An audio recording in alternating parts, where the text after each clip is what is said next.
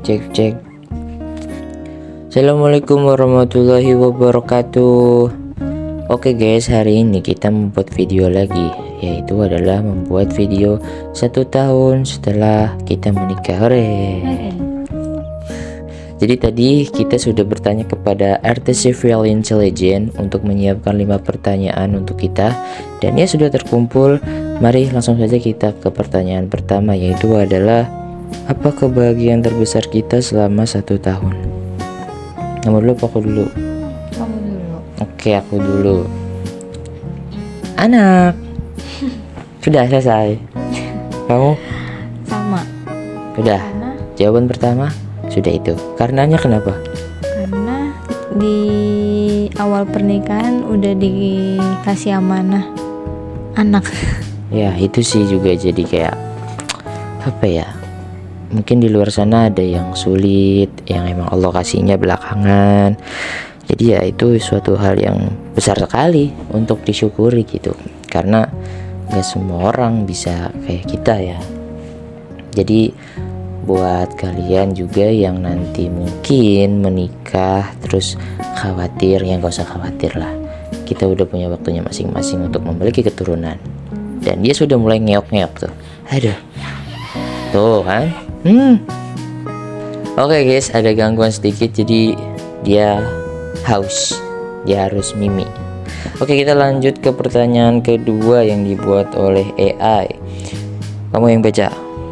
Apa yang membuat pernikahan kita semakin kuat setiap hari? Apa? Kamu dulu. Pertama saling memaafkan. Yang kedua bertahan. Bertahan. Sama-sama mau bertahan. Sama-sama bertahan. Ya, apa tadi pertanyaannya? Apa yang membuat pernikahan kita semakin kuat setiap hari?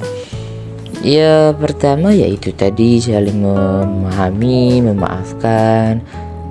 Jadi sebenarnya kalau ditanya apa yang paling membuat kita semakin kuat, ya sebenarnya ya kalau dari awal udah danta buat nikah, maksudnya udah tahu tujuannya, kayaknya bakalan kuat terus gak sih? Selama itu tadi kita punya satu visi yang sama.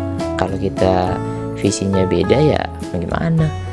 Ya itu perlu ada effort lebih gitu. Karena kita sama-sama visinya ke surga, ya mungkin ya udah jalanin aja gitu. Mungkin itu. Kalau misalnya ditanya lagi kayak kok bisa kayak gitu, ya karena memang begitu. Ya intinya itu tadi lah, lebih ke service ya. Komitmen ya. Ya, saling megang komitmen sih itu. Jadi apa yang membuat kita semakin kuat cintanya setiap hari, yaitu berpegang teguh pada komitmen. Nah, kalau di Islam kan kita berpegang teguh kepada akad yang pernah seorang laki-laki ucapkan. Ibaratnya ya itulah pernikahan gitu, harus berani memegang tanggung jawab masing-masing. Ya nanti seberjalannya waktu bakal baik-baik aja sih. Yang penting fungsi rumah tangganya ya jalan aja.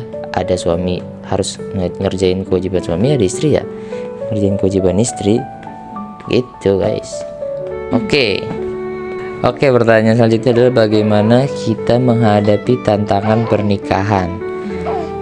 Tantangan apa dulu nih? Kamu dulu deh jawab. Kalau buat tantangan semuanya kita harus sabar. Ya.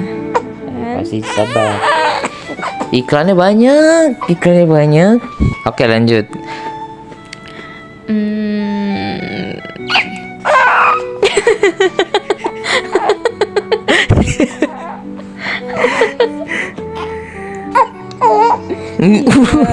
Kamu kurang enak kali gendongnya Bi.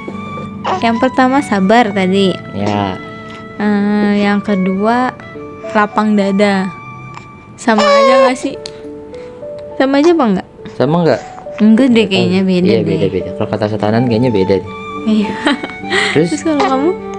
itu doang. Iya. Menghadapi tantangannya apa dulu ya? Kalau aku sih mungkin Mungkin kalau laki-laki tantangannya finansial dan lain-lain. Cuman yang paling krusial sih kayaknya memang finansial sih.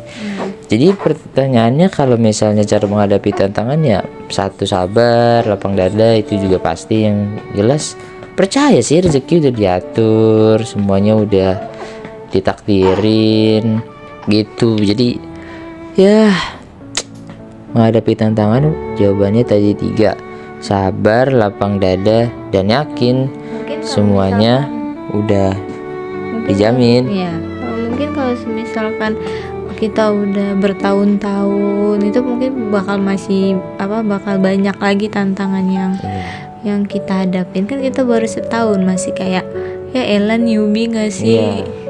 Mungkin itu kali, mungkin kita kan baru setahun ya. Jadi kayak ini masih baru, masih yang muda-muda ya. Semoga sih depannya nggak berat-berat mungkin. Iya, cuman setahun aja juga udah lumayan ya, maksudnya udah banyak pengalaman yang, nah tuh pengalaman yang bikin gitu. Jadi rame banget dibaca. Jadi ya gitu guys, sesimpel tadi aja. Udah intinya dari pertanyaan ini jawabannya sabar, lapang dada, yakin sama Allah. Udah itu. Jadi tantangan pasti ada jawaban gitu. Ada kemudahan. Pokoknya Allah tidak pernah membebani hambanya melewati batas kemampuannya. La yukallifullahu nafsan illa wus'aha gitu. Yang penting yakin, jangan bermaksiat, dan ya udah itulah. Oke, kita lanjut. Pertanyaan selanjutnya adalah bagaimana kita melihat masa depan kita 5 tahun ke depan gitu. Kamu gimana ngelihatnya? Maksudnya 5 tahun ke depan kira-kira kita kayak gimana? 5 tahun ke depan ya, jauh banget ya. Aku aja buat ngelihat besok atau tahun depannya lagi aja nggak tahu kayak gimana. Saking menjalaninya kayak udahlah pasrah aja. Cuma harapannya ya semoga bisa 5 tahun ke depan. Berarti abang udah Ya 5 tahun. 5 tahun ya. Bisa selalu sama abang, bisa sehat terus, bisa jadi orang tua yang baik gitu. Terus semoga pernikahannya bisa langgeng terus gitu sampai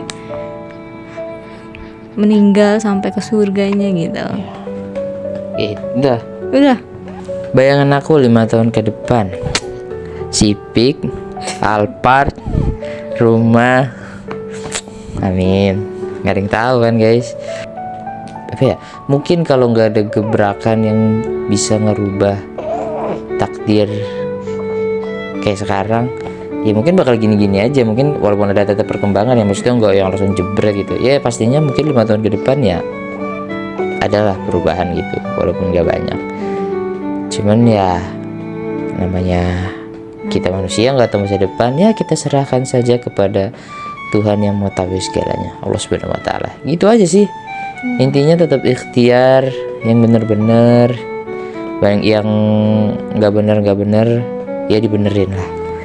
Udah sih itu aja. Jadi bayangan 5 tahun ke depan terserah Allah, tapi tetap berdoa yang terbaik, ikhtiar yang terbaik. Gitu. Oke guys, kita lanjut ke pertanyaan selanjutnya adalah, kamu yang baca. Apa yang membuatmu merasa dicintai dan dihargai? Oke, kamu dulu. Merasa dicintai dan dihargai kalau misalkan suaminya perhatian, terus habis itu bantuin istrinya gitu. Terus habis itu kita jalan-jalan ngajak muter-muter. Walaupun cuma depan komplek gitu ya. Iya. Terus habis itu yang paling utama sih perhatian sih. Itu merasa dicintai. Karena diperhatikan. Ya, terus habis itu cum-cum. Ya, itu salah satu lah. Oke. Ya Allah, ramenya anak anak kita. Apa yang membuatmu merasa dicintai dan dihargai? Sebenarnya pria dilahirkan tidak untuk dicintai, nggak sih, tapi untuk dihargai ya, anjay. Karena apa ya, bagi aku pride paling penting sih. Maksudnya ya walaupun aku nggak bilang cinta itu nggak penting, penting dong, karena nggak ada cinta nggak enak hidup sih.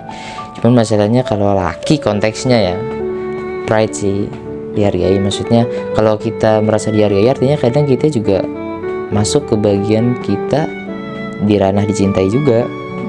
Kayak misal kayak misalnya aku kerja, kamu misal bilang makasih udah gitu, itu kan sebenarnya bentuk apresiasi penghargaan ya.